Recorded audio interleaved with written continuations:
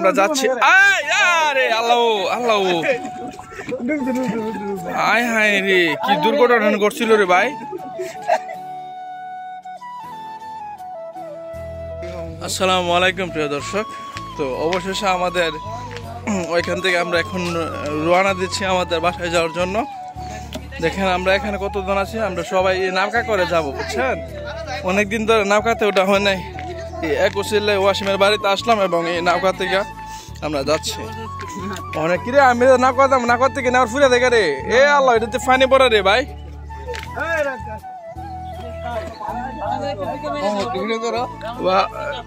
ব্রাহ্মণবাড়িয়া তিতাস থেকে আমরা এখন যাচ্ছি আমাদের কালীগঞ্জ সরাইলে। হুদুর বন্যা দিন আদি কেউ রে। দেখেন পরিবেশটা কত সুন্দর, দেখেন নৌকার কি অবস্থা দেখেন। আয় হায় আমরা পুরো ডুবে দিতেছি। এখানে এই দিকের পরিবেশটা আসলে অনেক সুন্দর,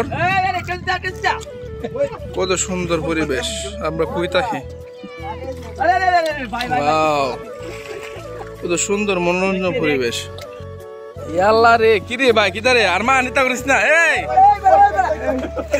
এই টান আল্লাহ, আয় হায় রে। গাইস দেখেন আমরা যাচ্ছি। আরে আল্লাহ আল্লাহ, আয় হায় রে, কি দুর্ঘটনা ঘটছিল রে ভাই।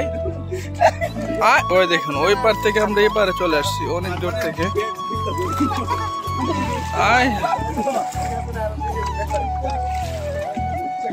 দেখেন নৌকা দিয়ে পানি উঠতেছে, দেখছেন। আল্লাহ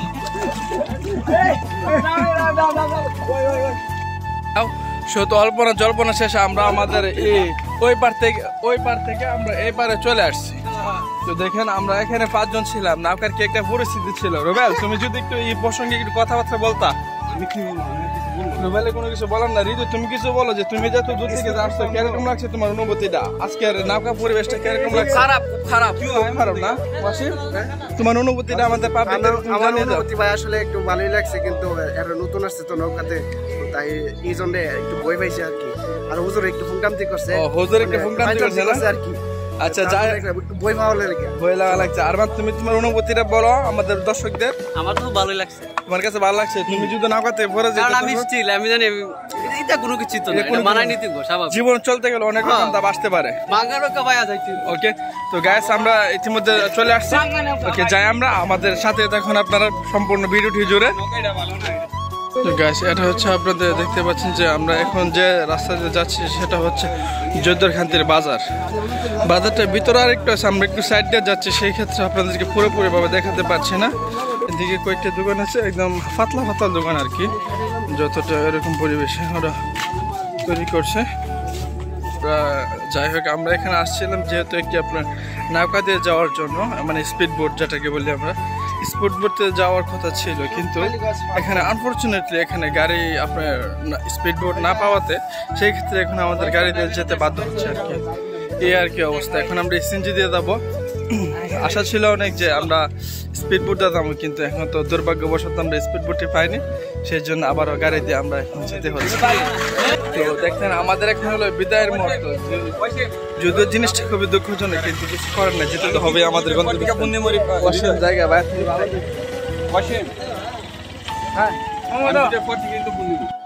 তো গাইস ছেলেটা আমরা এখানে আসছি পর থেকে আমাদের সাথে 36টা ঘন্টা ছিল। কি বলতাম, ওর মন মানসিকতা আসলে অনেক উত্তম। জায়গা তোমার সাথে বিদায় নিতে আসলে খুব কষ্ট লাগতেছে। ঠিক আছে, ভালো থেকো তুমি।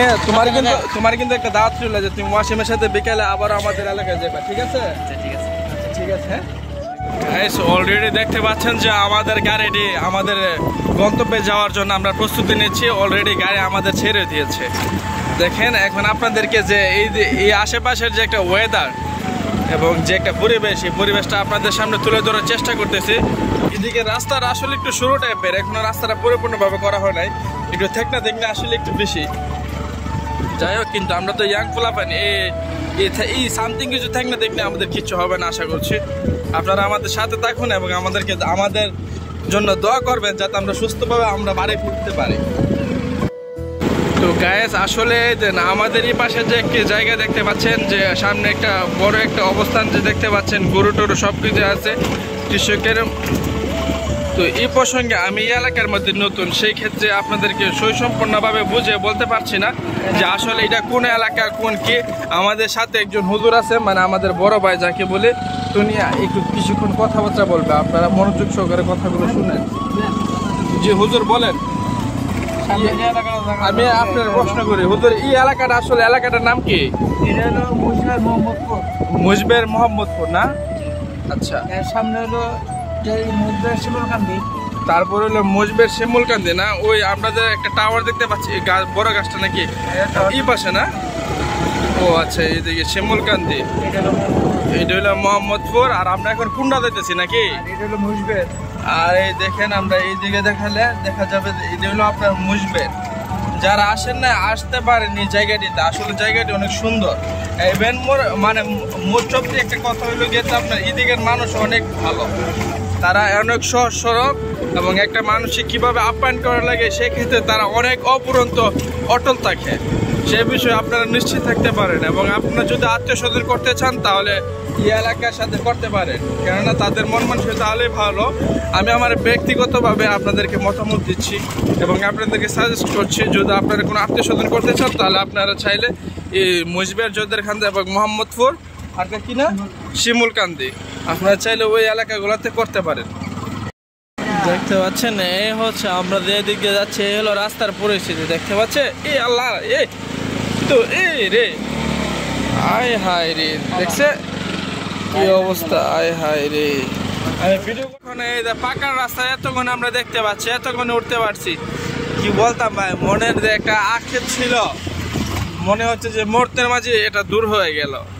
এটা হচ্ছে একটা স্কুল, এটা হলো কাইতরা স্কুল, কাইতরা স্কুল ভিডিও না, এটা হচ্ছে আপনার ভিডিওর স্কুল। স্কুলটা আসলে অনেক পুরাতন কিন্তু অনেক সুন্দর। আর এইদিকে দেখতে পাচ্ছেন যে অনেক পুকুর আছে আর ইত্যাদি। এই দিকটা আমি অনেকবারই আসছি, অনেকবার হিসাব ছাড়া এই দিকটা আসছি, কোনো বাড়িতে না। এই মানে জায়গাটা হয়তো পুরোপুরি চিনি না, কিন্তু এই জায়গাটা অনেক আসছি, জায়গার নামটা জানি না কিন্তু চিনি আর কি। ভিডিও না, আবার সামনে তো আবার খেলাধুলা তো ছিল কাইতরা, গত বছর খেলা হয়েছিল, একজন খেলতে গেছে কিন্তু একজন কিন্তু মারা গেছে।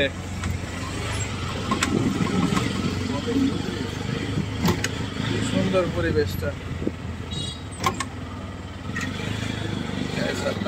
দেখানোর চেষ্টা করতেছি, আপনারা সম্পূর্ণ ভিডিওটি আমাদের সাথে দেখেন।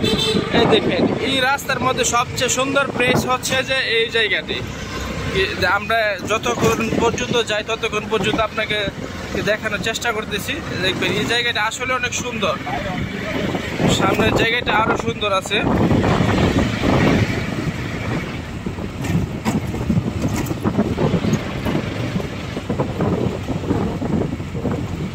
এই জায়গাটা হুন্ডার দাদা কতবার আসছে, সামনে তো আবার এই দিকটা না, আর সামনে এই দিকটা না, এই দিক দিয়ে তো কাইতরা যাওয়া যায় না, রাস্তা না তোলাপাড়া দিয়া, হ্যাঁ রাইট, তোলাপাড়া দিয়া। এই জায়গাটা অনেক ঠান্ডা, এই জায়গাটা কইতেছি অনেক সুন্দর জায়গাটা আসলে। বাতাসটা কিন্তু আসলে অনেক সুন্দর লাগতেছে না রবেন, অনেক সুন্দর মনোরঞ্জন পরিবেশ। কিন্তু একটা সমস্যা আছে এই দিক দিয়ে, এই দিক দিয়ে সন্ধ্যার পরে আইলে আবার বিপদ আছে হয়তো বা হুজুর। এখন এই দিক থেকে সন্ধ্যার সময় আইলে কি কোনো বিপদ টিপদ আছে না? আগে তো জাপ টপ দিত, এখন দেয়নি এরকম না। তাহলে গাইস আপনাদেরকে সতর্ক করে দিচ্ছি, যারা এই দিকটা আত্মীয় স্বজন অথবা যে কোনো কাজকর্মের জন্য আসতে চান তাহলে একটু মানে দিনের বেলায় আসার চেষ্টা করবেন, রাত্রে অথবা সন্ধ্যা হয়ে গেলে এই দিকটা একটু রিস্কের ব্যাপার হয় আর কি। তো আপনারা এই জিনিসগুলো এড়িয়ে চলার চেষ্টা করবেন।